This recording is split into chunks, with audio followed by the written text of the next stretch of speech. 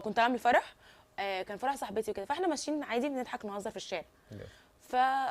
فصورنا عادي واحنا ماشيين، ما كناش لاقيين مشاريع.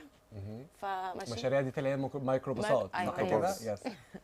ما كناش لاقيين بقى ميكروباصات. اسكندرانيه تقريبا. ايوه احلى سلام لاسكندريه.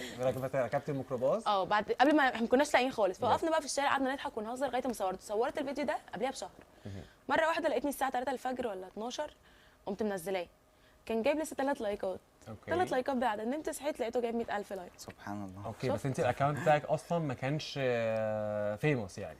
كان في 30,000. 30,000 اوكي طبيعي يعني بتاع اي حد بيبدا. اوكي بس انت كنت حاطه في دماغك ان انت تعملي فيديوهات، ولا بعد الموضوع ده بدا بعد الموضوع بقى ابتديت استمر، يعني انا كنت بعمل ما كانش ليا شغف زي دلوقتي. طيب ممكن اسالك ايه كان تصورك وقتها؟ يعني انت كنت متخيله ايه بقى ان انت طلعتي ترند وفايلرتي وكده؟